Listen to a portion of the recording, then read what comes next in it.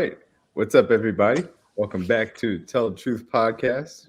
Got myself, D Mac, CJ, DG, and a special guest here today, Mr. Jason D. Dunn, Kansas City Chiefs. OG. The Happy best to blocker you've ever seen. appreciate What you up? for joining There us. you go. That's right. That's right. Yes, sir. Yes, sir. Yes, sir. We got an interesting game from Sunday to discuss. Obviously, a roller coaster of a Chiefs season that's still going up and down, still moving forward as we get into real playoff football. Weather getting colder, people starting to hit a little bit more, man. First and foremost, Jason, how you feeling? Happy holiday season. Thank you for joining us, man. Appreciate it. I appreciate it for the invite, really. But, holiday cheer, here in Kentucky, it's not snowing. We don't have any snow, but it's still in the spirit. I see everybody still in the spirit going out shopping today. It was a little crazy. So everybody's trying to do the last minute shopping. That's who I am. I'm one of those do last minute. Me too. Yeah, man. I don't plan on getting things online and doing it like 2 or 3 weeks early. I've never been that guy, because I know at the last minute I might want to change something up. And so, I'm a much better shopper at the last minute. Believe that. I hear you. Yeah, but everything's rolling. Thank you for asking. Everything is rolling, man. Family as well. Got the win this past week, which was good. It feels good to get back in the win column, of course. And then we're looking to go bop some heads, man, on Sunday. So that's what it's going to be about. Wait, Yes, number sir. 10, let's get it. Raider week. So Yes, sir. We're happy once again to have you because we got to talk about the entirety of the season first and foremost. But we did handle some business in Beantown, like you said. Was able to go out there, get a 27-17 win. Certainly, in some respects, it was not as close of a game as that final score would suggest, but also in other respects was a lot more stressful than it felt like it should have been throughout some of that game due to some, unfortunately, common Chiefs mistakes at this current moment in time. So overall, what are your thoughts coming out of that game, man? How do you feel about both sides of the ball, Jason, coming after that win in Boston? You know what? Okay, so I'll start with the defense. I think the defense did a pretty good job, just kind of shutting it down. The first half, obviously, we run a lot of man, and I'm always looking for our guys up front, the top four, D-line to hit home and cause pressure. And, we kind of let Zappy be a little comfortable in the pocket a little bit. We really did. And so when Spags started to turn the faucet on to bring a little bit of pressure, it changed everything up, right? And then we started seeing who Zappy is. And, that's the reason they have the problems up there in New England as they do. But, offensively, I think we did a pretty decent job. What up? So we moved the ball effectively. I think we ran some pretty good plays. Started getting into somewhat of a rhythm. Obviously, the turnovers is still an issue, right? We still want to try to eliminate those things. Penalties, we had one penalty called on, as I think was a terrible call. Obviously, it was the offensive pass interference, but we was able to overcome that. So, those things like that, man. We've been trying to just eliminate throughout this entire season. And so the positive is we didn't have as many penalties as we usually have, which is good. It means we're trying to fix this. We're trying to address it. But also, too, the turnovers are still an issue. And so those things shouldn't be happening this late in the season. I think we lead the NFL maybe in turnovers. And I know we do in penalties for sure. But turnovers, man, we're right up there as well. So we got to make sure that, man, we have our everything tight when we go into the playoffs, especially this run right here, because what you do is you want everything to be on a positive, especially when playoff time comes around. So special teams wise, special teams I always do, because I do the grading of it. Special teams, I think we did a pretty good job. Buckner missed his first one. Tommy Townsend put one right there on the 1 yard line. With Allegedly, JD, they said the ball was flat today, so allegedly. So you what? There was a little Deflategate 2.0. You kidding me? Allegedly, is all I'm saying. I'm just reporting. Come on. All I'm saying. So I'm not counting that one. He's still good for me. Were underinflated. Where they come from? The Patriots? They had to come from him. Oh, you already know. They're gonna blame somebody. They can't be the only ones in the category. They're like, look, Chiefs doing it too. Look, it was the ball boy's fault. Yeah. Blame the ball boy. Yeah, but no, like that Tommy Townsend punt, that was spectacular. I mean, right down the one. Shout out to local kid Edgar Boyado. A little bit of just training camp standout for us, being able to make the roster down that literally at the 1 inch line, and that effectively shut down any attempts at trying to make that a close game to end the game. So yeah, appreciate those thoughts for sure. And I'll just ask, CJ and DG, how do you guys feel about this offense as far as going up against a Patriots defense that had shown some life recently, certainly in their recent games? How do you feel that they performed? Did you see some offensive consistency throughout the game, even despite the mistakes that we are commonly seeing at this point? I think it's kind of getting a little bit put together. It's probably slower than we want to see, obviously, but I think we found some kind of identity of what we want this offense to be. Obviously, we know we're a very good running football team, whether Pacheco's in or out the lineup. I think we've established that. That running back room has done a hell of a job to make plays, whether it be in the run game or the pass game. It was great to see Clyde kind of come back to life the last 2 weeks and kind of handle and hold the running back room down until Pop is back and obviously 10 is back in the lineup this week. So I think going forward, we got to see Jet McKinnon kind of look like himself this week as well. But the offense, I think, and I told these guys off air, JD, I think we kind of figured out who are the guys we want touching the ball, right?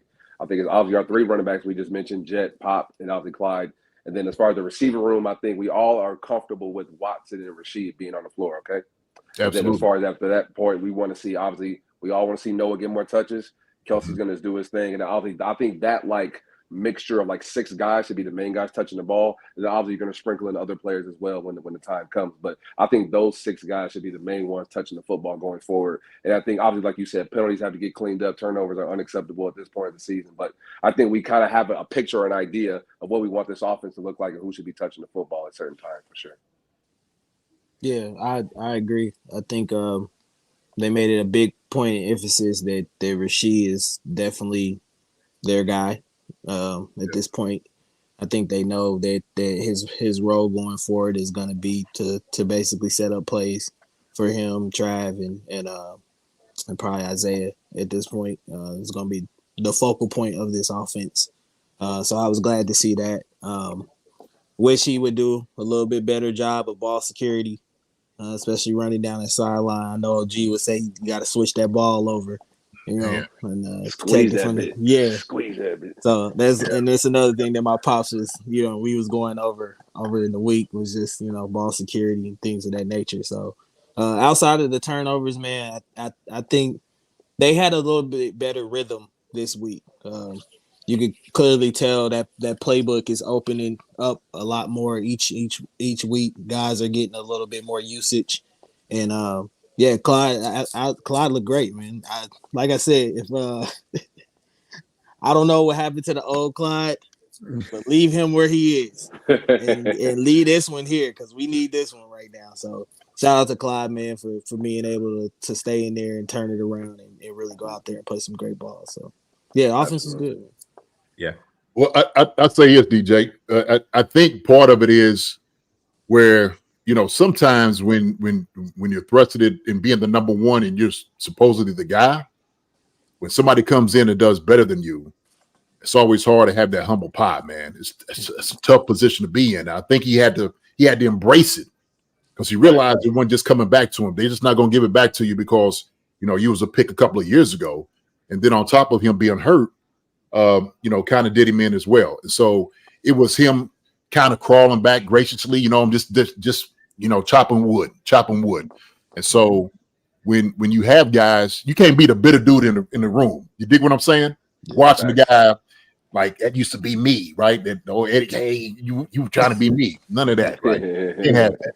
And so I think he kind of embraced it because he realized Pacheco's a good guy, Jet is a good guy, and so that core group of individuals, they just gel well together. I think that's what it is. And so Facts. I think once you started doing that, man, he just said, man, look, we all in this thing together. And wherever I can fit in, I'm going to fit in with it. So I think that's part of it. Yeah. That is something I do love to see because those 3 guys, they seem to have a lot of fun together. They posted a clip on the Chiefs Twitter account earlier today about Clyde and Jet on the sideline. Be like, hey, 10, we turn it up. We're ready for when you get back, man. It seems like that's a very good room for all those guys. And it's going to be interesting to see because running back always has felt like a rhythm type of position where you get guys touches, they can get going over the course of a game. Certainly Pacheco seems like he's that type of guy. And even though the run game wasn't necessarily incredibly effective, it still was effective enough for us to have a solid offensive output.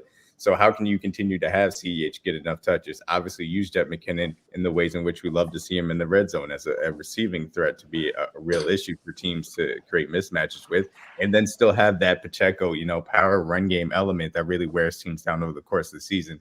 How they can get that rotation moving forward is going to be interesting. But we also mentioned who are those people that we trust. Obviously, Rice and Watson being at the top of that list. We know Travis Kelce's always going to be on that list. The guy I want to ask you about is Noah Gray. And we saw to pretty much start the game during the scripted portion of the game. They came out, threw this shot immediately to Noah Gray off a great corner route in which they kind of created a little bit of Rashee Rice's gravity that he's created. And it worked. It worked for a nice chunk. And then unfortunately, he kind of went a little bit MIA throughout the rest of the game. So from your perspective, obviously somebody's done it at the highest level possible. Where do you want to see Noah Gray get more involved over the course of the game and not more 12 just into the scripted portions? Yeah, I love the 12 personnel. I really do, because it gives you just so much more options of what you can do with the football, right, offensively. And so they can't dictate if you're going to run or you're going to pass with that. And so Noah Gray, we understand he's a very capable wide receiver or tight end to catch the ball, receiving tight end. But he also does a good job in the running game too. So he'll stick his nose back there, maybe line up, motioning in the backfield, kind of in that fullback position, just leading in. He does a good job of kicking defensive ends out, linebackers.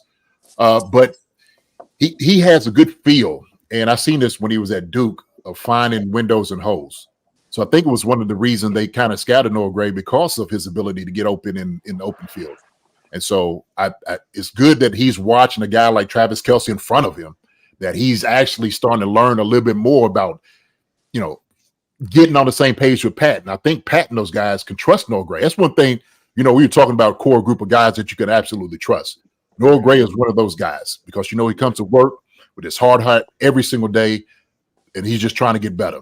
And so this is the things that Travis Kelce had said. And it says, it's easy to root for a guy like Noah Gray, right? He deserves to get the football. Why? Well, because he comes in and he puts in work every single day. And so you got to reward that type of work, that type of effort, the type of passion he just brings to the game. But 12 personnel, to me, man, absolutely works.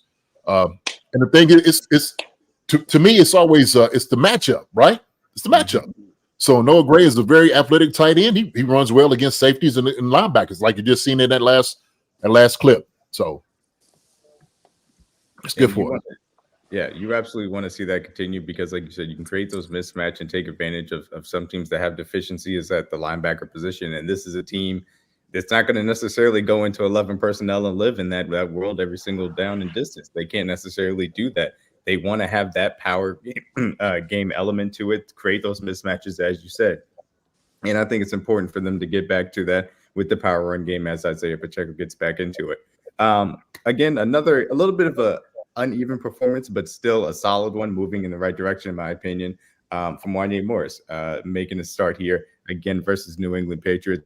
What were your thoughts as far as we've seen from Wanya as he stepped in for Donovan Smith, has a few starts under his belt? What are your thoughts on his play? Does this look like a guy that can be the left tackle of the future that could be a real asset for the Chiefs? I definitely think so. I think he has a lot of ability. He does a really good job with the run blocking aspect. Still struggling a little bit in the passing game. You get up to speed when you're talking about it's the speed rushers. It's always going to be a problem for any tackle, and so he still has to learn how to really anchor himself down, kind of get his weight down, below his belt, and so he's struggling in that part of the game. And we've seen a little bit toward the end of the game, some of the pressures was coming. Well, that's the reason they lined Von Miller up against him on the Bills too, right? Mm-hmm. So they was like, look, we got a rookie in here. Go eat his lunch. Go take it away from whatever it is. You make sure that you go ahead and you just give him all the business. So, but he's been doing a decent job, man. He's been doing a decent job. I'm very, very pleased with what he's been doing. He's a physical guy. That's what I love about it. I think he's been learning a lot of that from Donovan, just watching how he's supposed to play football in the NFL. Not that he didn't bring that element himself, but just knowing that it's okay to, really body people up and bully them. That's what it's all about, right? Yep. And so the more experience he gets, the better off he's going to be. And so, just like you just said, live reps. That's what it takes, man. It's experience. That's what it takes. So he's done a pretty decent job, man. He's done a decent job. So yeah, I'm pleased with him. I agree. That's one of the hardest positions on the field to me, and he's done a great of a job for his first couple of starts. So, come on, man. Rookie. Yeah. I mean, shoot, you talking about with some bad characters on the other side of there, man. Right? You talking about the highest paid dudes on the other side that you have to deal with. So you can't come in being chopped liver. That's for daggone sure. So I've seen some guys that actually were first round picks and high seconds and struggling. But he's been holding his own. He's been holding his own. That's all you can ask for sure. Hell of a job by Wanya. Oh yeah. And I love the point that you made specifically what he's done in the run game, because I think that there has been an extra element of physicality from that standpoint. And that gives you something a little bit to build that run game off of. When you have obviously an all-pro in Joe Thuney, what Creed Humphrey can do, get Trey Smith moving forward, and Wanya Morris with his extra physicality that you can bring to the table. That's something to build the entirety of your run scheme off of. And we're going to need that, especially if you're going to live in the world of 12 personnel and use those mismatches to your advantage. Right. Certainly as far as that's concerned. DG and CJ, I got a question specifically as far as the wide receiver room is concerned. Obviously, Justin Ross did not play in this game. We will see as he gets implemented back into the actual active roster. Also, Richie James, a guy that got limited snaps. Coming out of the Skyy Moore going on IR, Kadarius Toney having another drop leading to an interception. Which one of those two guys do you feel it's more important to get snaps for moving forward as we get closer to the playoffs? Go ahead, DG. You will kind of like for it to be Justin Ross because you like to see what you can get out of him. I think that he can be somebody that probably can help them maybe in an area that they've kind of struggled in, which is the red zone. Being able to maybe throw some contested, jump balls to him using his height.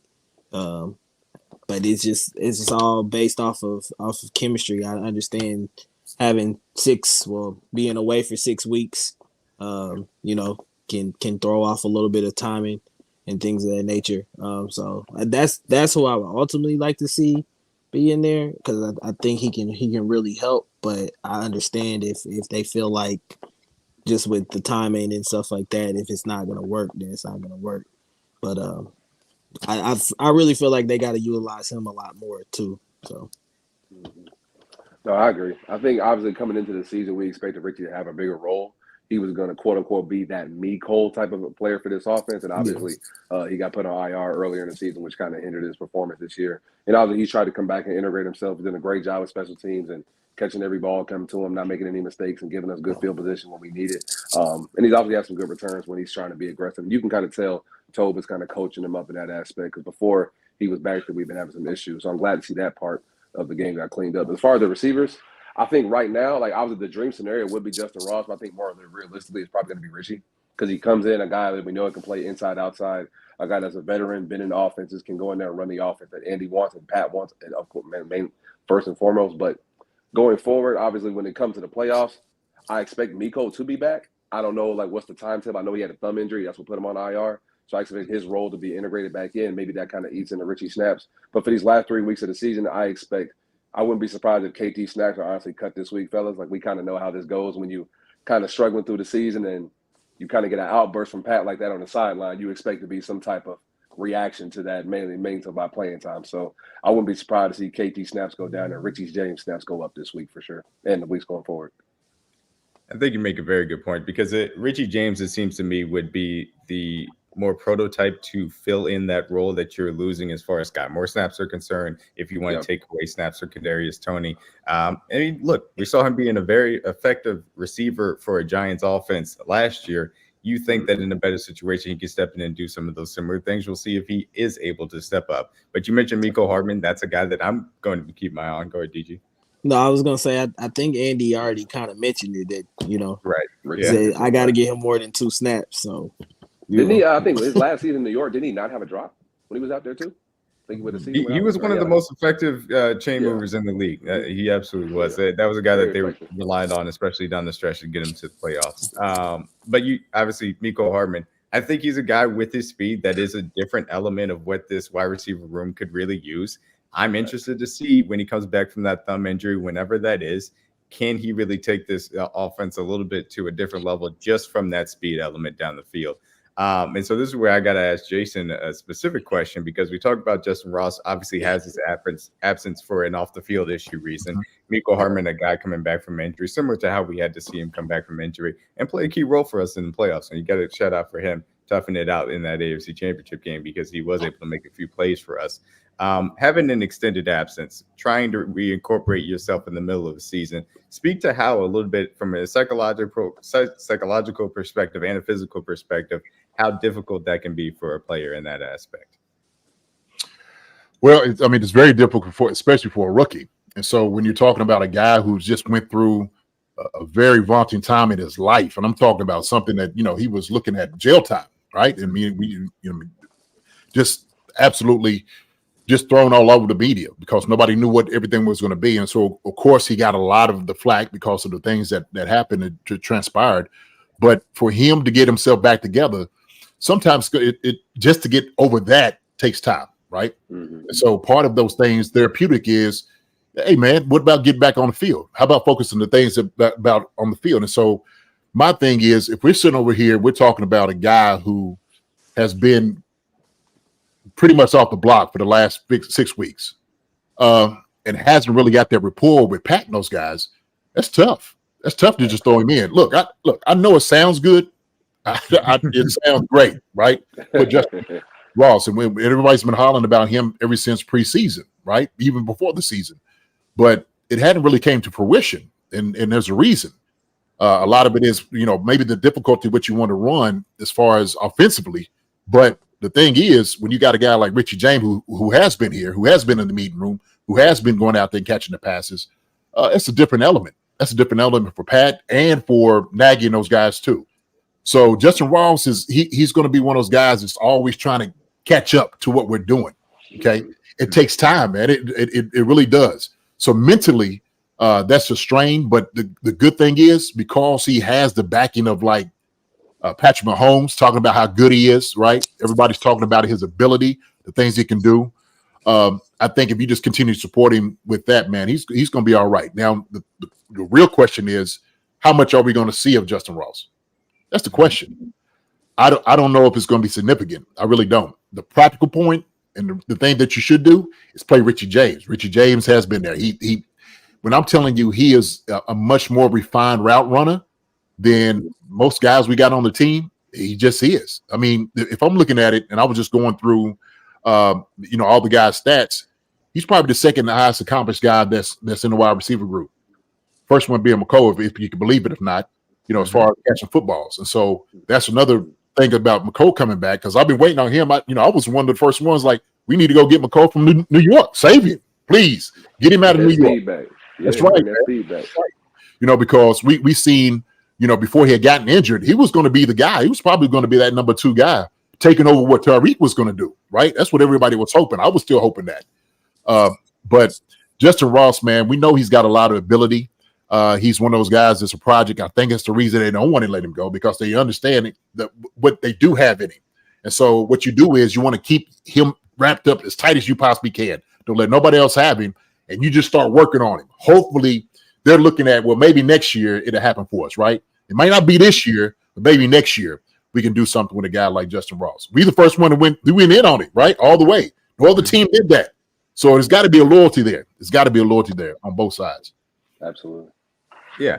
And look, I think coming into the season, him making the team out of training camp, him being healthy enough to play, that to me was a win from Justin Ross being on this roster first and foremost. So like you said, this could be just a development thing where they get him ready for next year as trying to, find a little bit more footing for a role for him as they move into it. But like I said about Mecole Hardman, that's the guy I keep watching, because this team desperately needs to be able to open their offense up a little bit down the field. They need to be able to take those shots and connect on them. The deep passing has been a struggle the entirety of the season. And at times, a lot of these defenses have run blitz in the second half, They've challenged guys man to man and said, you're not going to be able to beat us over the top. Mecole obviously has the ability to. And even when we've had questions about his technical ability from the route running perspective, we know he can have the ability to stretch the field.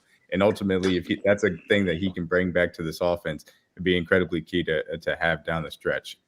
So hold on real quick. This is a Tell the Truth podcast, right? Yeah. Okay. Let's get into telling some truth here. All right. Let's get into telling some truth. All right. So the question comes in about Skyy Moore being put on IR. Okay. Mm-hmm. Do y'all subscribe to the thing of them actually doing this because he wasn't performing and he wasn't actually hurt? How many of y'all believe that? I mean, this is like a conspiracy theory. Do any of y'all believe that? Somewhat. Come on, CJ, talk to me, man. I didn't. It's twofold. Like, he probably was injured, and I feel like that's probably his factor. But he hasn't been playing well as well. So obviously, sitting him down, giving him time, like you said, to reflect would be good for him as well. So I think it's both sides to that story for sure. I realistically think he has to have a injury that justifies him missing multiple weeks, just from this standpoint. Exactly. It's Skyy Moore being where he is in this development path. It's not like he's about to get thrown out with the trash. There's going to be an opportunity for him to come back over the offseason to work and get better and possibly find a role still on this team. Only a year or two. I don't think that in the middle of the season they want to completely lose the player and destroy his confidence by putting him on IR when he's healthy. I don't think that they would go as far as to do that. I don't think that's something that Andy Reid would necessarily do. But that would be just my outside perspective as far as how I feel about Skyy Moore. And so, I unfortunate that the kid got hurt, but I understand why, at this point you'd be more cautious than not. Absolutely. Yeah. I think I'm kind of with CJ. I think it's kind of half and half. I think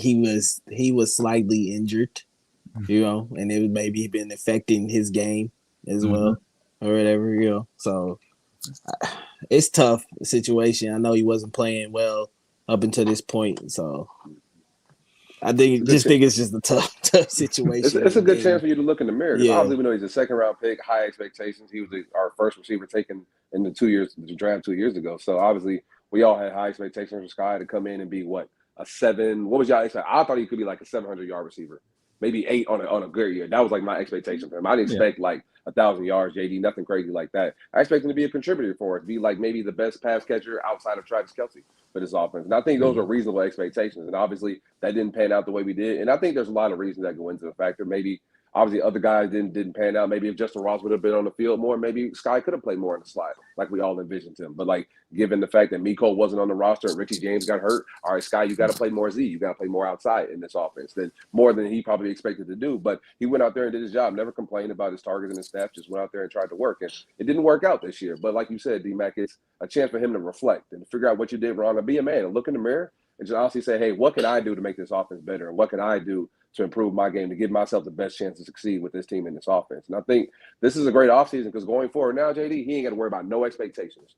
There's no crazy talk this offseason. There's no hype about what he's going to do in Skyy Moore season. Now he can just truly go in and just work on his craft, get healthy first and foremost, mentally, get away from the game, unplug, and come back and get ready for next year. And I think we'll probably get a fully invested, obviously not to say he wasn't invested this year, but a fully invested as far as like playmaking, obviously mentally and being involved with because like I think a lot of the mistakes we saw him make were just him and Pat being off. Like maybe you're supposed to run around this way, Pat throws the ball behind you, you're like one step off or one step too fast, just little things. And I think this offseason he can fully have a chance to not have no pressure, no expectation, just work on your game, work on your craft, and come back ready next offseason, and we'll see what work he's put in. That's good. So I've been in that position almost like Skyy Moore. Okay. Same. Right. When I was in Philly and I ended up hurting my knee. So my second year wasn't my best year because I ended up getting hurt. And so it was a very difficult year for me as far as like I was pressing too much. So that's what I'm saying. Like I understand what Skyy Moore is at with this. And maybe it was like my first year, I kind of got to understand what the NFL was all about, right? I knew what my expectation was. I was sitting there thinking like, yo, you know what? I'm coming to Hawaii every year. I went out there for the rookie ball. I'm like, man, look, give me a house out here. I'm coming out here every year.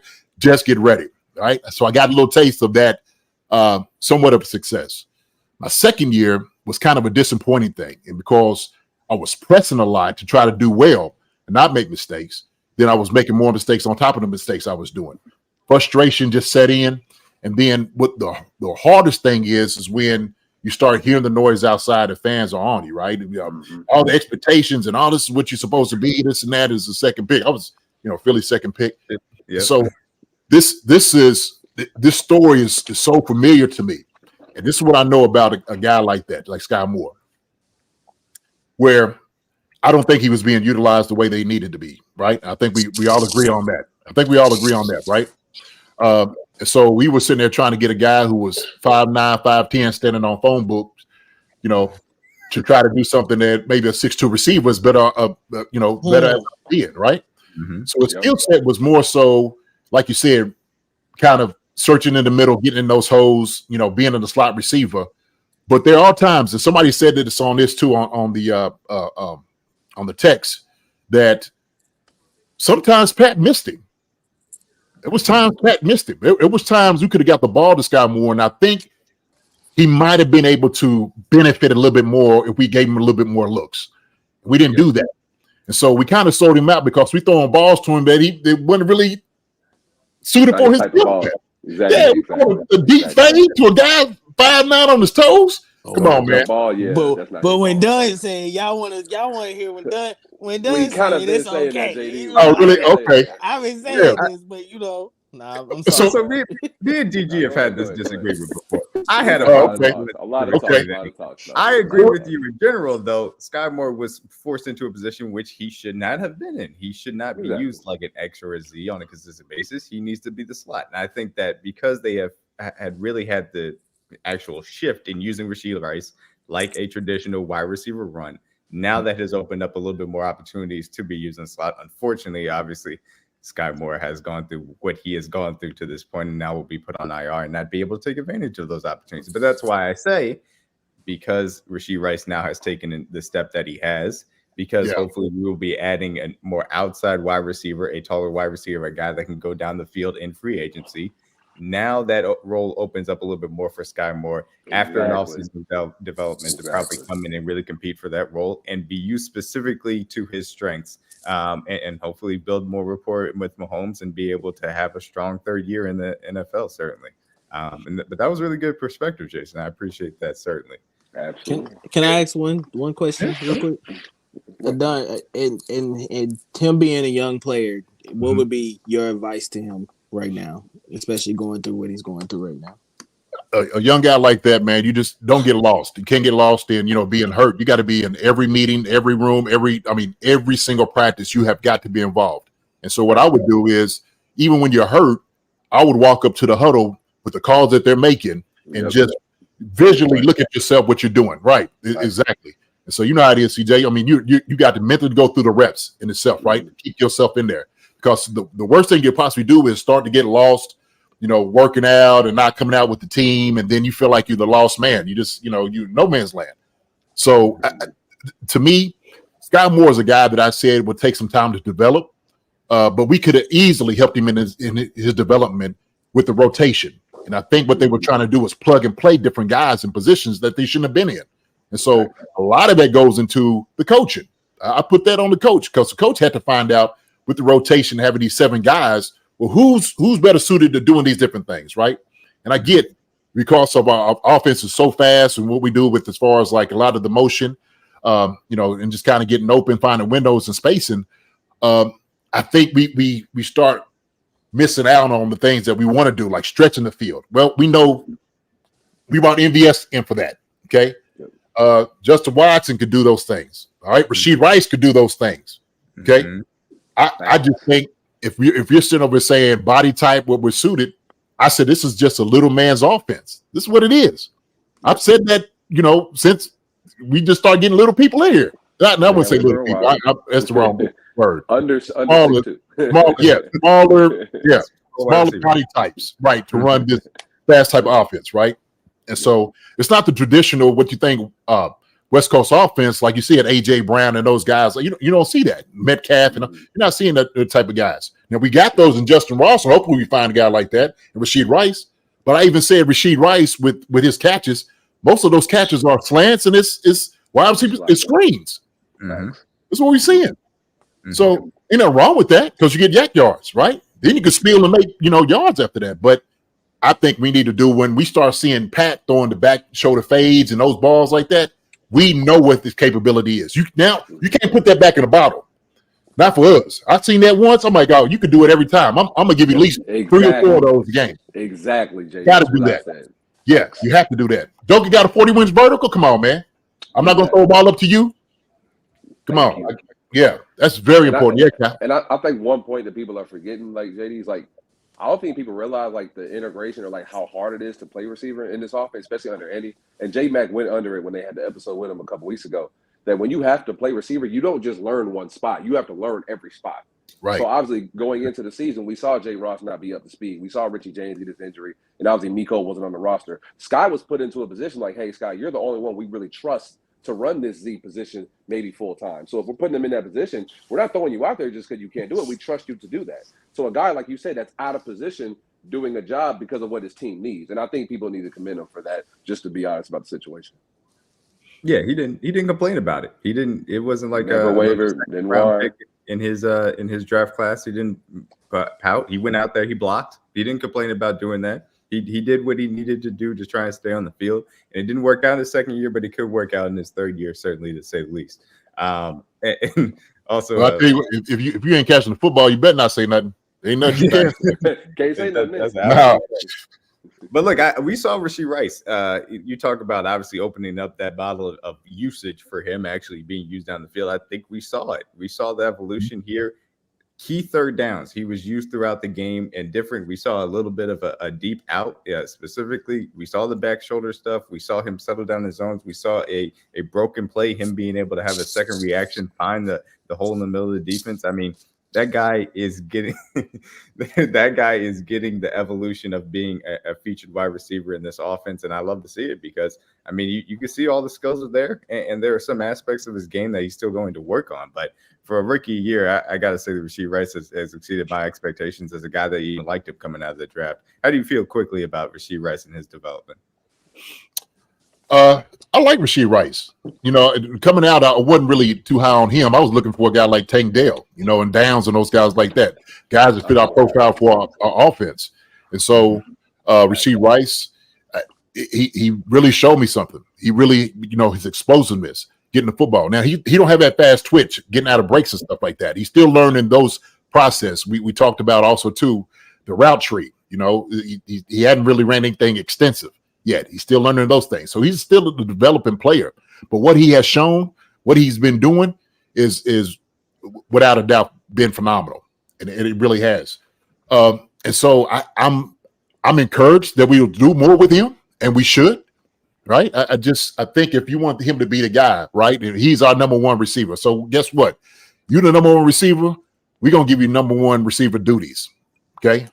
When we know – and if we're looking for somebody to make plays, we're looking at you to make a play. Okay, you can't look to Travis Kelce to do that no more. You're the guy. Okay, we didn't take the crown; we put it on you. You have been done the number one wide receiver, and so when you get that, then you make sure that you got to understand what your responsibility is. Okay, and see what I seen this last game. I don't know if y'all could tell it or not, but he was a little gassed every once in a while. You know why?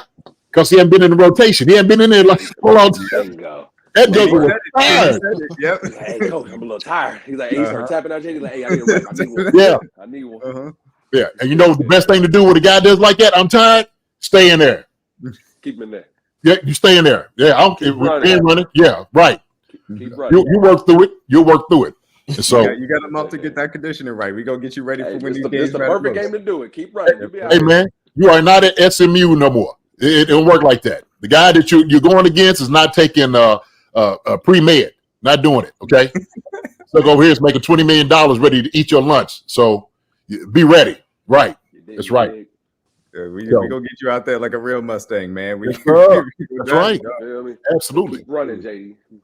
All right. So flipping the script a little bit to the defensive side of the ball that has been more consistent in the league throughout the entirety of the season to this point.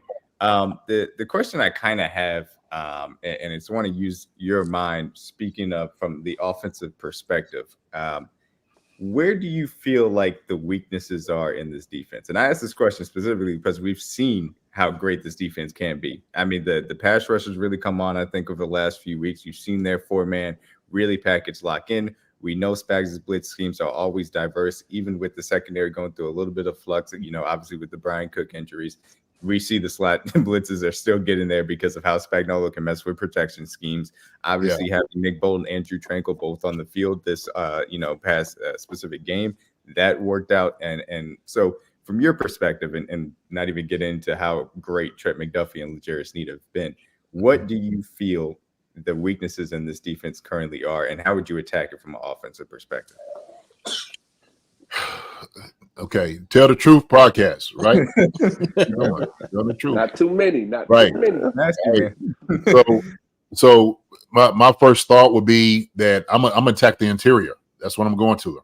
Not only that, but I'm gonna run at our undersized defensive ends. That's what I'm gonna do. So when I'm sitting over there, I'm gonna run 12 personnel. I'm gonna run at the other defensive tackle who's not Chris Jones. That's what I'm gonna make sure. So we're gonna double Chris. Then we're gonna run at Karlaftis. We're gonna run at a minute who does a much better job. We're gonna run at Dana. When we see those guys in, then that's when you make that adjustment. I seen what team was that? It might have been it might have been the Raiders. It was the Raiders because they tried to match part like real quick. Like Chris Jones is out the game. Run it back. Absolutely. Yep. I thought that was a brilliant call. I'm like, oh wow. So they see Chris is not in the game. So let's take advantage of that. And rightfully so. They should. And I've always said that the guy that's opposite of Chris Jones has to be the guy. He's got to step up. If you got a single guy, you got to be able to hit, shed, and get off, right? Or anchor. How about that? Create a pound. Just make sure you don't get blown 5 or 10 yards off the ball. Don't be in Bolton's in lap when they run the football. And you got Josh Jacobs. That's what I would do. So I start attacking that, if anything. So that's where you negate our linebackers. Drew Tranquil's not as good against the run game as Nick Bolton. He's a better, pass defender. Yeah, no doubt about it. But that would be, for me, the weakness. If I'm looking at the soft spot, it would be that. Number 2 would be, obviously, throw at our safeties with the tight end. That's another thing, okay? Not saying that they can't cover, but it's been a little bit more difficult. And sometimes because we come down in the box, if you run that play action, that's what gets you hurt. And so once you start getting the eyes of the safeties and the linebackers kind of playing at tight end, you just sneak out. He can do whatever he wants to do at that point. So, we know Mayer is a big guy. He does a good job catching the football. They seen what Hunter Henry did to us last week. Why wouldn't you do it again this week? Right? Yep. I mean, Hunter Henry had 8 catches for 250 yards. I'm putting it all up. You know what I mean? I'm just, that's what I would do as far as my offensive philosophy would, run it at the big guys, run at the defensive ends, and then hit the safeties and the linebackers for play action with the tight end. So that's what it would be. And that's along the lines of which I figured. And I think that the Chiefs kind of see those weaknesses the same. We saw them kind of swap out Mike Dickerson for Mike Pennell, obviously Super Bowl champion here in Kansas City years past, and try and get that guy opposite of Chris Jones to play at a little bit higher level on a consistent basis. Derek Nottie, I think, has had a much better season than he did probably last year, where I agree with that. I agree. He was actually getting blown off the ball, like you say, 5 to 10 yards far too often. He's been a little bit better in that respect, and thank God he has been. So yeah, I mean, I think that you're spot on as far as the weaknesses in the defense. So even so, we know the big names, Chris Jones, L'Jarius Sneed, and I'll get into kind of the conversation about a little bit of future offseason plans in a second. But do you have an unsung hero as far as the defense is concerned that's played at a high level and really elevated this team to be one of the best units in the National Football League? Oh, it's easy. Leo Chanel. Leo. Love Leo. Unsung hero. He looks like he's on every play. Like when you expect a guy like him to come in and make mistakes, he's not making any. He's just being solid. And he's doing it, running plays down from the backside. He's recognizing, the schemes of what they're trying to do to him. And he's a big guy. He looks like he's lumbering around because he got all the muscles and stuff, man. But he's actually probably, he's pretty athletic. Yeah, He's like those big muscle guys on the beach that move around and they be trying to do on it. Yeah, he looks like one of them guys. Yeah, trying to do stuff. But I think unsung hero. His name comes up, but I think he does a great job, man, in the run game, pass coverage, recognizing plays. But I think he would be one to me that kind of stands out. So yeah, no doubt about it. We already know who the stars on the defense is, right? Snead, McDuffie, we can name that. That's easy. That's easy to name. But like you said, unsung hero, where he's not getting enough attaboys, pats on the back. To me, it might be Leo Chanel. And I've been happy to see his progression from where it's the Super Bowl, where I felt like it was his best game last year, and it's kind of carried that momentum over. He's gotten better in the pass coverage, like you said, and that physicality in the run game, and then also sometimes in blitzing has shown up very effectively. He opened up the hole for Drew Tranquil's sack against Bailey Zappi when he was able to take two guys and really crash down and open up that B gap. It was really effective to set that up. And again, that's where Spag's scheme can match where the personnel really gives you an advantage. And so shout out to Leo. He has stepped up. CJ and DG, do you guys have an unsung hero for the defense? Yeah. Mike Dana. Mm-hmm. Mike Dana, baby. Dana, I feel like and like I said, I think me and CJ talked about this last week on the pod. But the way his teammates just kind of talk about him, how he just does the right thing. He comes in, he doesn't complain, he plays the game hard, smart. Like Dana's having a career year. It's been one of the biggest reasons I think FAU hasn't seen the field as much as people probably thought he was going to be able to. Mm-hmm. Dana's really stepped up this year and put together a hell of a year. And I think once he hits the market, somebody's going to be willing to pay him a hefty bit of change. So, but yeah, Mike Dana would definitely be my unsung hero right now. That's a good one. That's a real good one. I'm gonna go with the other Mike on defense, Mike Edwards. I think he's obviously outside of Trenton Snead, probably been one of our best coverage guys on this football team. Obviously, he's a veteran, a guy that's played in big moments. We played against him in the Super Bowl when we played Tampa Bay, so we know him very well. A guy that's played in the box, deep third if we need to. He's made a lot of good plays on the ball, has a pick this year as well. And a guy that's just been there for us, obviously, before Brian Cook went down. He was having big snaps, and we need him now more than ever because we know Brian's going to probably be down for us until the playoffs start. So a guy that's just been in every moment. Spags has obviously had committed him the entire season, his entire time here. He knows what to do, where to be. One of the best coverage grades as far as like coverage and safeties, or just coverage DBs in general this entire year. So he's done a great job of stepping up for us, and a guy that can play strong safety, free safety, deep third, play the slot if need be. He's just a guy that's just been everywhere. You don't really have to worry about him making mistakes. He's always in the right spot where we need him to be. And when a guy like that, that's invaluable, especially on the back end. And the group that, in my opinion, JD, if there was an award for like the position coach of the year, I think it'd be Coach Dave Merritt, our DB's coach. I think he's been the best this year. I don't think it's a question. We have two guys available for All Pro, and obviously in Trent and Snead, we've been one of the best tackling units all year. Our defense is obviously top 5 in points per game and yards given up. So obviously, if there's a position coach that deserves his recognition on top of the guys we just mentioned, I think it's Dave Merritt. He's done a hell of a job with that DB group. I agree with you. That's why coaching is so important. I know I was kind of going back with somebody talking about the coaching, but that coaching is vital to a guy's development. And so when you see that group, that entire group, you have to look at the guy who is they're an extension of, right? I mean, when you play, you're an extension of the coach, period, point blank. And so I agree with you. I have no doubt about it.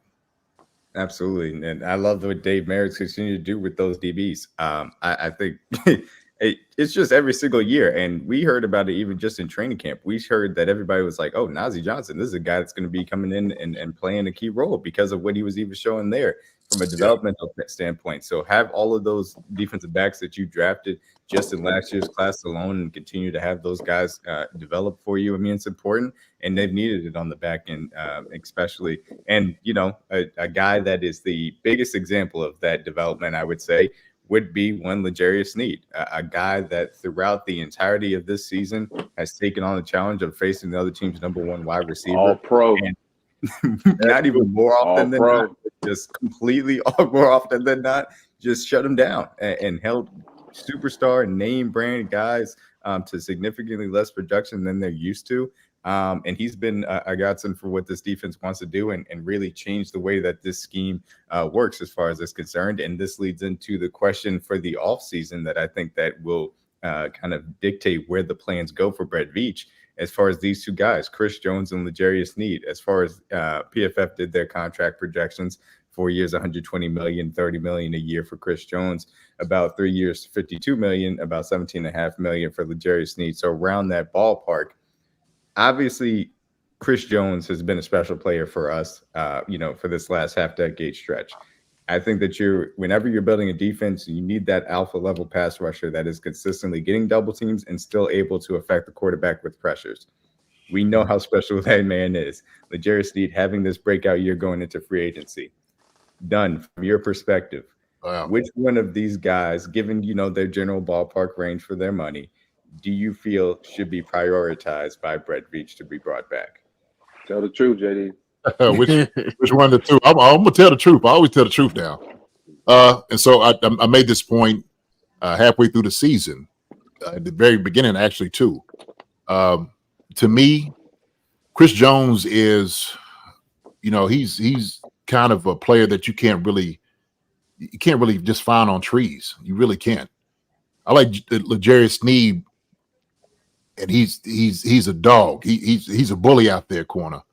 The only reason I think they would let L'Jarius Sneed go is because of the young guys he got behind him and just watching it. And it's the youth. It would be the youth factor. Chris Jones, to me, it changes if he's not in the game. I mean, so we've seen that against Detroit, a little bit of it.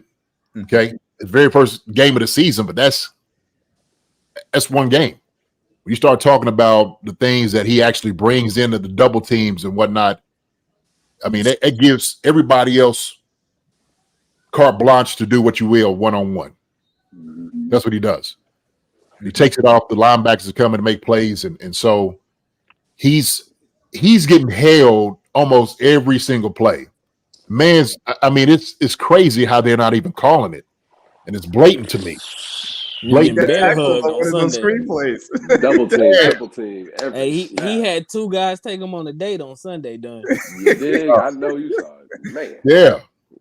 So he currently leads the league in defensive tackle double team rate at 74% right now. It's insane. I wouldn't. No clearer than that. Yeah, seriously. So a guy like that, man, they're just trying to wear it down. They're saying 95 is not going to beat us. Okay. Because if you don't get him, you don't double team him, he will beat us. And so, you got to go in with the game plan. You got to stop 95. You have to. Everybody else, they're going to try to play. They like, look, hopefully your Joe is not as good as our Joe. But Sneed's just been saying, like, look, man, I'm sitting over here. I'm in your chest, and I don't care who it is you bring out here. I'm gonna lock him down. And he's been putting them in wide receiver jail, time out. He's been putting them all. He's been putting all of them like that. So, yes, sir.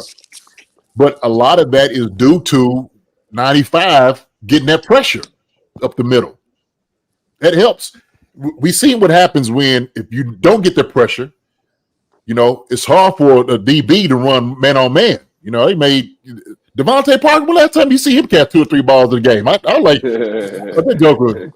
And the thing was because he had some time to get escape a little bit, throw the football. It's going to be hard for guys to run, man to man just with a lot of time. If you're not getting that type of pressure, man, it makes it a lot tougher for the DB. And so it gets overshadowed when you don't have that type of pressure. That 4 needs to hit home. And so Chris Jones like, look, I got 2 every time. Okay. Even when I'm up outside the defensive end, I'm getting chipped.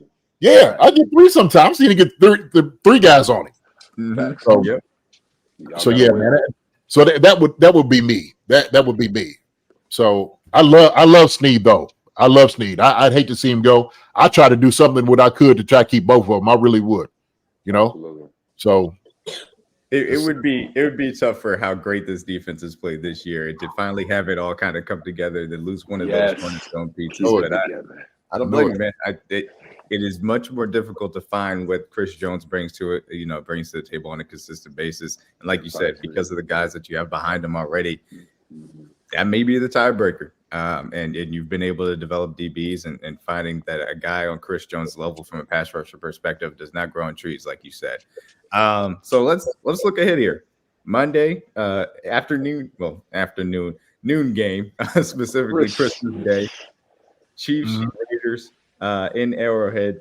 What are your thoughts as far as key matchups? We got a little bit of a preview here talking about Josh Jacobs. Obviously, he did not play versus the Chargers. It seems like he's on track to play versus us. As you know, it always seems like people come back. Oh, you know he played. So, what are your thoughts? Key matchups on both sides and things you're watching for on Monday as we match up with the division rivals. Key matchups is definitely going to be our DBs against their wide receivers. It's going to be also too with our safeties against the tight end. Also too, man, our tackles against that pass rush. Max, so yeah, man, he's a dog.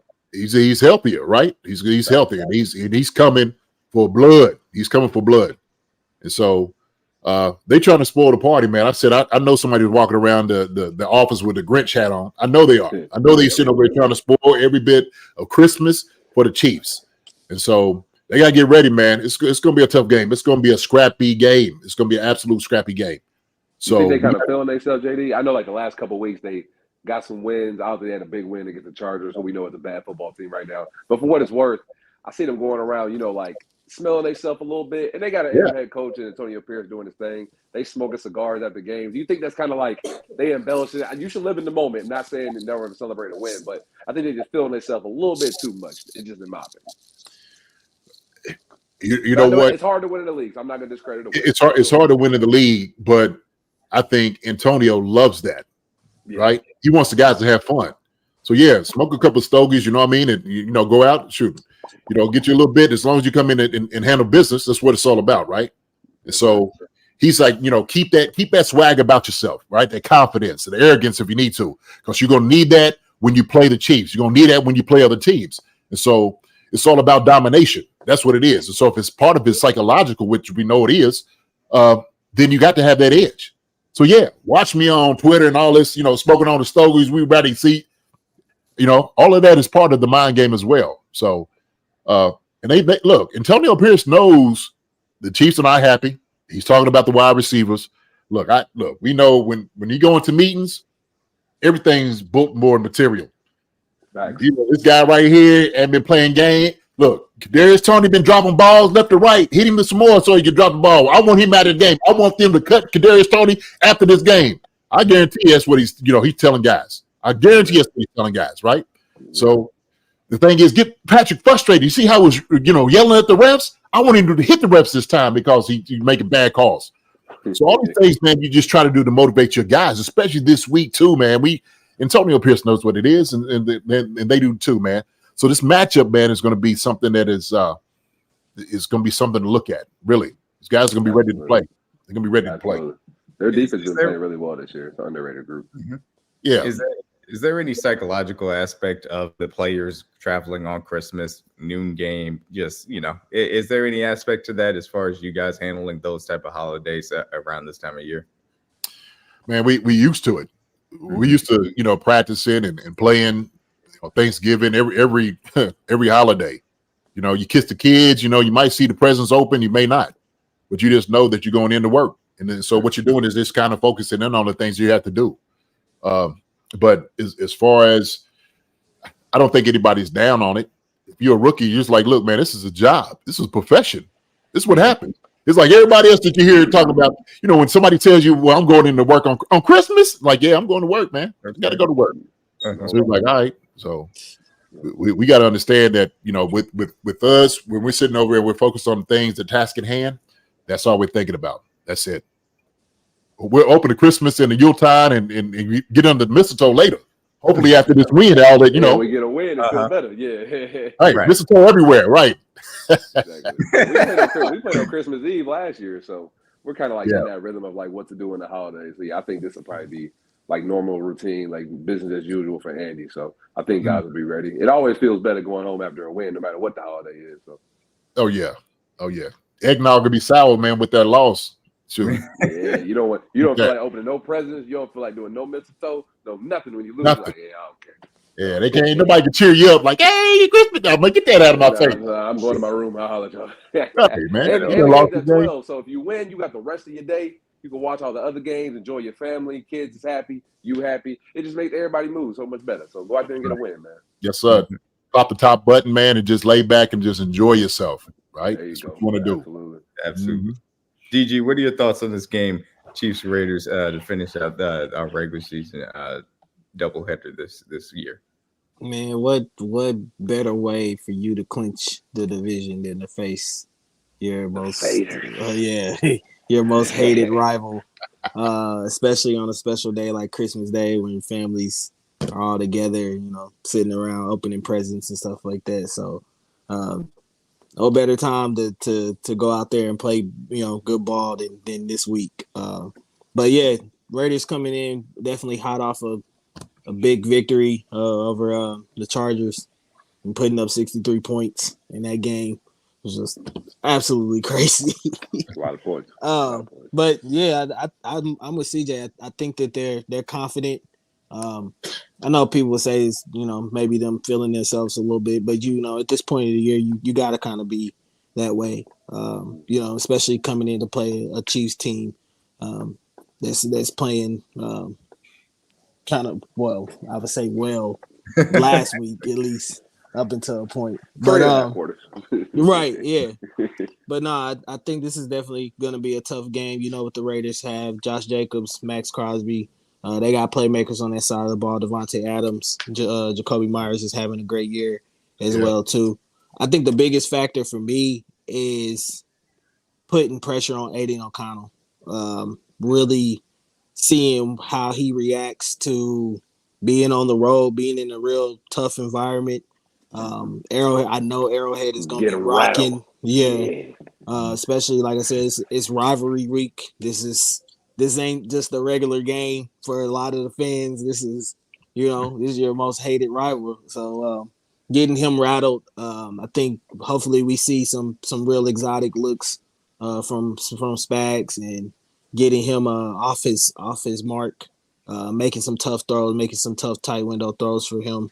I think that's mainly the key. And then for the offensive side of the ball, man, just take care of the ball. Like if you do that, I don't see there being much on the Raiders that can stop you. I mean, containing Max Crosby is always going to be a tough assignment for anybody, but really outside of that, on that defensive side of the ball, I don't see anybody that gives you a ton of issues. So go out there, take care, have the presence of mind to take care of the ball. Know that your defense can do what it's been doing all year, and just play a clean game. If I feel like if they do that, the Chiefs should easily win this game. I think the Raiders are bottom 5 in giving up yards to the running back and like bottom 8 in giving up yards to the tight end. So those are the two best groups that we've mentioned the entire show that we want to see get more touches. Obviously, we all agree those two groups should out-touch the receivers. So it's a great matchup for those two guys like Noah, Trav, obviously Pop coming back. He's going to be fresh and ready to get back out there. This should be a good week to get all the guys involved and go out there and dominate for sure. This is a done type of game because I think both of these teams are going to try and get into the heavy personnel, get their base defense out there, and try and take advantage of some mismatches. Certainly, because I think that's where both of these offenses want to get after him. You mentioned obviously Aiden O'Connell having a little bit of issues on the road. Obviously, he had his home cooking last week. On the road this year, he's at a 65 passer rating, 5 interceptions in 3 games. This is an opportunity for the defense to try and take that ball away. You have to earn the right to rush the passer by stopping the run on early downs. If they can do that, I think this defense is going to get him multiple times for some interceptions because I think that pressure will come.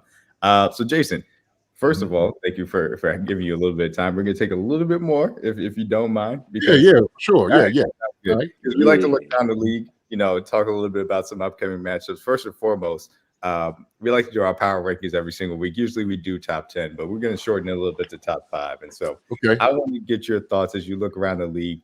Generally, who are your top 5 teams in the league right now? You put them in order if you want to, or you could just, name them off. You give us your thoughts as far as that's concerned. Top 5. Okay. Mm-hmm. No particular order. Top 5 teams. Kansas City. San Fran, Philadelphia. I have the Ravens. And number 5 would be, man, I might say Miami. I might say Miami. Okay. Yeah, and the reason is just that offense, man, is just so high powered. Mm-hmm. We know what they got, so they're just asking their defense, just hold on. We just need to score points, just hold on, right? Yeah. And so I look at it like for them, Miami is like who we were offensively a couple of years ago with Tyreek, right? Exactly. Quick hitter. It could be just like that. Yep. 6 touchdown. But that would be mine. And another one it would sneak in. Dallas. I didn't say Dallas. Yeah. And no reason Dallas. Look, I like Dak. I was a Dak fan when he was in college. I liked him. I watched him up here play at Kentucky. So I liked him then. Sometimes, man, just to me, I don't know what it is. I don't know what it is about Dallas. I get maybe because I got a lot of friends that like them. I just makes because always hit me up, man. Always. Yeah. I'm like, man, I ain't even watching the game, man. Y'all were calling me about Dallas. Man, you see this? Yeah. Yeah, my boys sent me something, man. They was driving around a Dallas neighborhood with Christmas lights and stuff like that. I'm like, man, I don't want to see that. Man, I ain't watching y'all. I hear you on that. I think that's a pretty good look at the 5 for sure, man. I think that we're getting down to that portion of the season where these teams kind of start to separate, and then you see who are the teams that are going to be positioning themselves for a run, certainly. And obviously, we've seen some pretty good matchups as far as we thought we were going to get a pretty good matchup between the Bills and Cowboys, with the Bills absolutely jumped them, especially on the ground. It was impressive what they were able to do versus that Dallas defense. So, taking a look as far as the slate this week, and I wanted to pull up the playoff machine first and foremost because 2 very important games. Obviously, San Francisco hosting the Ravens. We will need the Ravens to lose 2 games if we want to have a chance at the 1 seed throughout the rest of the season. And then also Miami versus those Cowboys and what they can get done. So we'll start as far as Miami is concerned. What do you feel like they, have weaknesses are that the Cowboys can take advantage coming up here on Sunday? It would be the pass rush. You disrupt Tua. That's what you have to do. Get him off his grass, get him moving, let him get the ball out of his hand quick. So that's what Dallas does really well. Okay, is that pass rush, and so it's very dangerous. The defense is tough. That will be the formula, especially with Miami. But they got Archan back. Monster is playing well. If they can just maintain keeping that pressure off Tua and let him deliver the football, that's where it makes it really dangerous for teams, really. So, absolutely. I don't understand why people weren't using our formula, what we did against Miami. But we watched, what? Got to put them hands on them. Got to get them at the line. Got to. Yeah. I think we got to be physical with them. Mm-hmm. And they are going to be missing their center, Connor Williams. It looks like he's going on IR probably for the rest of the year. Oh, yeah, he's out here. The communication along that offensive line, if you can get some mismatches, create some chaos, be able to have Tua held it for that extra beat. I think that was the most important thing that we're able to do on defense because we were able to be physical at the line of scrimmage, have Tua just that split second of indecision, and then you were able to create some issues for him as far as that offense was concerned and throwing that timing off. And then also the next biggest game, Ravens and versus the 49ers, the 2 number 1 right there currently in each conference. Obviously, 2 physical teams, 2 teams playing very well on each side of the ball, 2 teams that have multiple diverse offenses, 2 teams that can get you through the air or on the ground. How do you feel about this matchup coming up on Sunday, and how big, or I should say on Christmas, because we get a Christmas night, a nice little present to wrap up the 16th slate. That's going to be a good one. It's going to be a good one. I'm really looking forward to this matchup, to be honest with you, because when you're talking about Lamar Jackson and the things he can do, Odell and those guys on the other side running the football, they starting to show why getting another receiver was needed for Lamar, getting more weapons around him to make a legit shot, getting to the Super Bowl. And so we know what San Fran is. They got you look all around the locker room, everybody's he's a star, in their own right. Debo, Ayuk, CMC. I mean, you start naming guys and just, you're looking at them. They're all over the place. Yeah, Kittle. I mean, daggone. Then you go to the defense side, like, oh my goodness. Well, sure. Bosa, Young, Right. Warner, all of them. Right. But the thing is, we've seen they're beatable. They're beatable. Yeah. They got 3 losses for a reason. Yeah. So everybody wants. Look, I don't know. I'm gonna tell the truth. Yes, sir. To me, I don't get Brock Purdy being up for the MVP. That's just me. I guess everybody else is maybe on that ship in that boat. Heck, you ought to be MVP with the cash you got around you. Shoot, you ought to be doing what you're doing. Shoot, I can go out there and get about 300 yards throwing. I don't know. I'm gonna throw it up. Hand it off TNM and stuff. Yeah. But I just look, and I'm not diminishing what he's been doing this year. I'm not taking away. I just think the level of difficulty, other guys should be considered besides him. And the I mean, it's a wide margin from what I'm understanding. I'm like, how is it that wide? Why is it that wide? I agree with that. It shouldn't be a gap. Like, if you want to put him at 2 or 1, I'm cool with that. But there shouldn't be a gap. I agree with that. Yeah, man. Yeah. So, hey, hats off to him if he wins it, right? Hey, yeah. But I just don't see the wide gap that they're making. I'm just like, hold on, these numbers can't be right. It can't be it. Who's the second odds right now? Is it him and Dak? Is him and Dak top 2 right now? Or him and Dak? And yeah, I think even Lamar was up there. Lamar's up there too. Okay, that's like the top 3 right now. I'm about to pull it up for you so we can take a look at it. As far as look at that, there we go. So I'm actually interested to have this conversation because first and foremost, I think this is going to be an excellent game because both of these teams are incredibly physical. I think if you're going to play the 49ers, you have to A, be multiple, and B, as far as your defense, you have to be able to dictate to them. I think that's something that Brian Flores for Minnesota has done throughout the entirety of the season, but specifically in their win, I think it was a few weeks ago, obviously on Monday Night Football. Because of the way that he sets up his front on defense, he forces all offenses to kind of be simple. Mm-hmm. That's what you have to be able to do. And the Ravens have the front, and they're also versatility on the back end to be multiple and still dictate to the offense. So I'm fascinated as far as this matchup is concerned to see what the schematic differences are going to be, because Kyle Shanahan is a great offensive coach as well. But as far as the conversation, I mean, which one of these guys on this list stands out to you? Because for me, I mean, a guy on this list that I always go to because I think that he's been the best defensive edge, in my personal opinion, throughout the entirety, about the 2.5 years now. Myles Garrett to me, and now that he finally has the help on that Cleveland Browns defense, I think he's taking this game to a different level. That would be a guy that I'd throw in this ring. Obviously, we see Christian McCaffrey there, excellent for that San Francisco offense. Tyreek Hill, we knew he was on a historic pace before he missed the last game. We see the quarterbacks. Who do you stands out as far as the MVP odds right now? Well, I mean, CMC, Tyreek. I mean, those 2 guys I think are better than Brock Purdy. Christian McCaffrey is the best player on their team. Mm-hmm. So Lamar, those are the guys I'm looking at. So that would be my line, and I don't think it all should always be given to a quarterback. I think that's the bull of it. I think it's the bull of it for real. What Tyreek was able to do over the weeks, I mean, astronomical, and CMC also too. What he's able to do. Mm-hmm. So that's why I talk about Brock.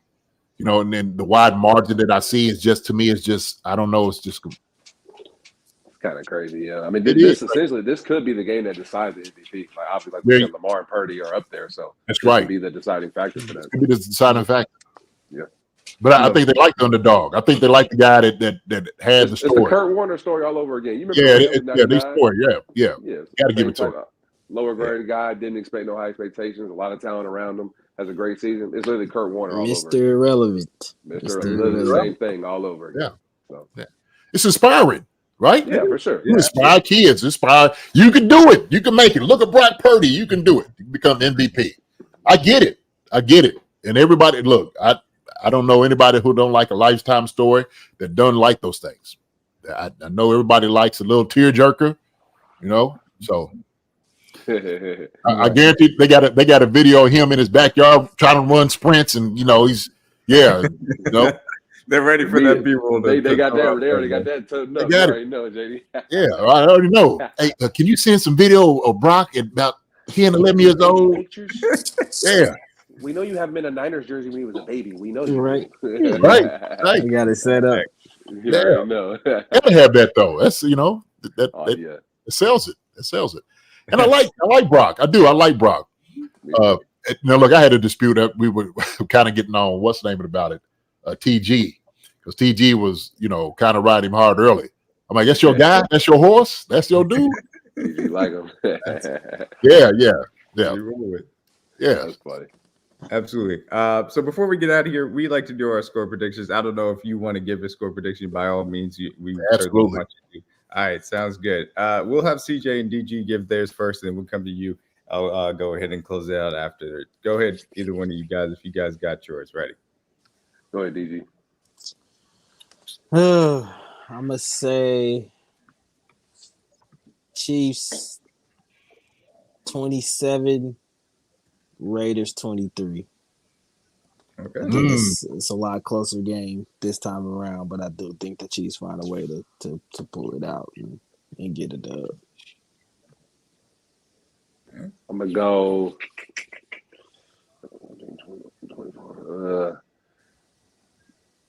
Chiefs 26, Raiders 20. Okay. Jason, you got yours? Yeah, so I got mine. This is what I said on the show. I got the Chiefs 31 and the Raiders 17. Okay. Ooh, 31 Same score as last time. I like that. Yeah. Yeah. We get that extra touchdown. I got the same one. I'm kind of right there with Jason, man. I think that Aiden's going to struggle a little bit on the road. I think that this team showed a little bit last week versus a much better defense, that they have the offensive consistency. Their mistakes are just going to, unfortunately, shoot themselves in the foot occasionally. So I think it's going to be 30-13. I think we get a comfortable Christmas win. And we have a happy afternoon as we get ready for that monster game as far as San Francisco and Baltimore is concerned.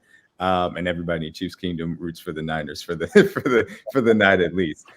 So once again, Jason, thank you so much for coming on. Great talking to you, man. Great talking ball. Appreciate it, fellas. Yeah, man. I thought y'all were going to ask me some harder questions, man. Some I do got one last. Yeah, go ahead. Okay, DJ. Hey, look, I've been waiting on you. You've been sitting over there. I know you had something. I know you did. I see you. I just want to ask you, since you played in the organization, okay, what did Raider Week mean to you? Like, what did at that point in time that you were, being in the locker room with Priest and Trent and going to war with Tony and all those guys, what did Raider Week mean to you guys? Oh man. I mean, we started on Raider Week immediately, like on that Monday. We had Victory Monday. You coming in, they would have up in the training room Raider Week, and it'd just be all over the place. So they never let you forget it. And so it's not like you could have just, you might win a game and then have a couple of days. Wednesday, you start prepping, getting ready for certain things in film. Monday it starts as soon as you wake up. You come in. You see it. It's Raider Week. We moving on. This is the Raiders. We hate them. They hate us. That's just what it is. So when we see each other, it's gonna be on site, right? Mm-hmm. And so that's how we approached it. And all the coaches that either played against the Raiders or coached with the Raiders and came to the Chiefs, they would always tell their stories. They would always talk about something, right? We talk about stories that people would tell, but it'd always be something different. It'd always be something different, man. And it was always that hate, that disgust. You know what I mean? Mm-hmm. And it didn't matter who you was, they let you know it. And you had to wear that all week. So they bring up some films of some dirty things they would do. Look at this guy. Watch him. Look out, man. He's trying to break his ankle. Look, that's the Raider way. And that's the Raider way. That's how they do it. They always cheat. That's how they would say. That's what it would be. So I believe. Yeah, you like his scowling face. Yeah, okay. This that week where the records don't matter. Like you said, this is the game you have to win, no matter if you're top of the division and bottom of the division. And like DG said earlier, this is a game to clinch the division. There's no better game that you want to win than this one right here. So it lines up perfectly for us for sure. That's right. That's right. Absolutely. You could lose all your games of the whole season, but this one right here, lose to the Raiders. Don't lose to the Raiders. Don't lose to the Faders, man. Can't lose to them. And you know they fans gonna be rowdy out there too. So I love it. I can't wait. Mr. Dunn, who was the toughest opponent? Ooh, who was the toughest opponent? Somebody asked me that the other day too. I tell you, my rookie year, I always tell people this. My rookie year, I went against Reggie White, Bruce Smith, Charles Haley, Kevin Green, Greg Lloyd. To start that list with Reggie White is a lot of gold. Yeah, crazy. Look, as a rookie, that's week after week, man. That's guys that I'm sitting over there just watching film. I just remember just watching them. So, and people don't remember Eric Swan. Eric Swan used to play with the Cardinals. He was like a man child. You remember Eric Swan? Yeah, I remember Swan. Grown man. That was a grown man right there. Yeah, grown man. But kind of like later on, you started having some guys that was real tough.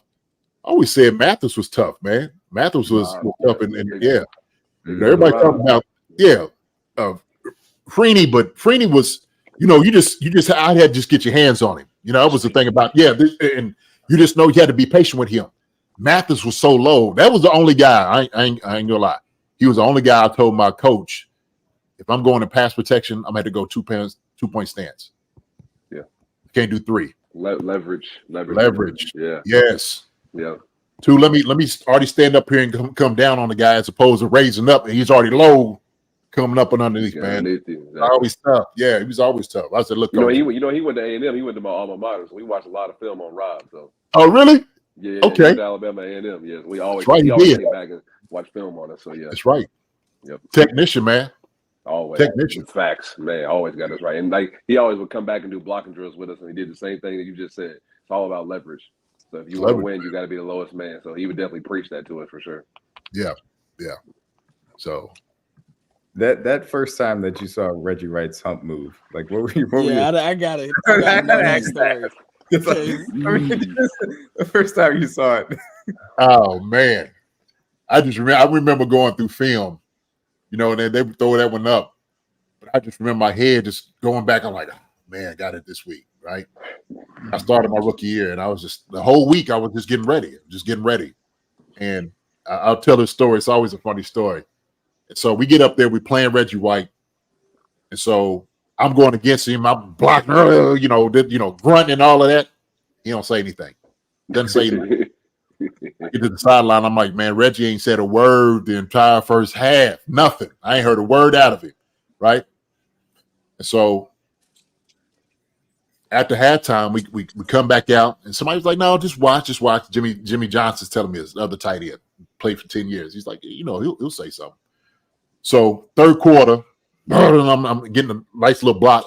Charlie Gardner, skirts out for about 40-something yards, Mm-hmm. So when I'm going back, I feel this pat on my butt, and it's Reggie White. He said, man, good block, Rook. I turned around. I said, thank you, Mr. White. I shook his hand in the middle of the game. I turned him and said, thank you. Yeah, boy, I can't. Thank you. Yeah, boy, I came to the sideline. And them jokers said, man, you just try to shake Reggie White's hand? I said, man, that's Reggie White. Yeah, absolutely, I did. Yes, I did. Shake that man's hand. Shoot. That day right, I did. That's right. Shoot, that's the daggone national treasure right there. Okay. Oh God, that's funny. Yeah, mad respect for Reggie. So man. Yeah, Reggie a legend. Yeah, minister. Yeah. Mm-hmm. I watched the story the other day, 30 for 30. I watched that the other day. Mm-hmm. That was on TV. Yeah. All the respect for Reggie. The way him showing how he perfected that hump move was just crazy, man. People, it was one play. I don't know if it was in the Super Bowl, but he actually tackled a dude by throwing another dude into the running back. Like just grown man strength. Grown man strength. He had unbelievable strength, man. I mean, and the crazy part was that joker didn't wear no gloves, no tape, none of that. Yeah, he looked like a big man child, big old baby out there. Yeah, just big old strong hands, like just big old strong hands, man. Yeah, right. Yeah. Hell of a player, man. Hell of a player. Yeah. Love that 90s brand of football. Classic. Hey, no. Yes, sir. Nothing beat it. Hopefully we get some of that this week, though. Let's run the ball. Right. Yeah. Real quick, another thing. What do y'all think about Tom Brady when he was talking about this league now? Y'all hear what he said? It's Yes. ironic he said that. Yeah, It's ironic. You agree? Y'all agree? I think y'all when y'all played, it was a lot tougher league. Absolutely, no question. I do think this generations of players have shown that the skill has definitely taken a notch up. But Mhm. I watching because I grew up watching the 03 Chiefs and 04, like, man, y'all moved some Bang, people, y'all man. used to Yeah. bang. So I think it was a lot tougher league back then. I think I used to hit a lot harder. I think you could get away with a lot more back then. Oh, okay. Yeah. But so I kind of agree with them in a sense, Yeah. But The that's the message was GOAT, right. man. You can't disagree. It's just the messenger. It's like him talking, like he said the right things. JD, it's just coming from him. It's like, bro, I ain't trying to hear that right now. Not from you. Not from you. Like you They said, created an entire the rule truth. because he tore his ACL. So it's Yeah, very but difficult you for me to said be like, this. "Look, Yeah. he played till he was I'm 45. never gonna let that Benefiting call from go. the same He Never did get a letting it lot go. of the rules changed. Never letting it go. Whatever, 2018 was the 2019 playoffs. Chris Jones smacked him on the shoulder, and they called it roughing the passer. I'm never going to let that go. He literally smacked him on the shoulder. He turned around, looked at the ref. I'm like, he didn't even hit you. He gave you a shoulder pat. He said, good job. Then he turned around yelling, and he got the call. I'm like, bro, Yeah. He told the truth. Yeah, he stretched it a little bit with him. I was like, hold on, time now. I'm like, come on now. Like, so he said that what he said was correct. It didn't fit right in my stomach because I'm like, I don't want to hear from you. Let somebody else say it. Right. We agree. Oh man. God. That made me get mad all over again. All right, I'll feel better. Oh God. Man, That was I appreciate that though, man. I appreciate y'all having me on tonight. I do. Seriously. absolutely. It's a good time. You're welcome back anytime. Man. Anytime. Right, If man. you need us to tap Absolutely. in, hit any of us. We always ready. Cool. Yeah, I enjoy what y'all do, man. I enjoy y'all show, man. Y'all have fun on here, man. That's why I wanted to come out here and have the fun. Yes, So sir. yeah, Yeah, sure. well, man. Tell a little truth, man. Absolutely. That's right. We appreciate you, JD. Yes, sir. Yes, sir. Appreciate you fellas too, man. I love everybody. Please enjoy your holiday season. Enjoy Christmas coming up. Enjoy the Chiefs game on Christmas. Go Chiefs. Thank you so much to Jason Dunn for joining Tell the Truth podcast. For CJ and DG, I'm D Mac. Peace out. Peace. Yeah, man.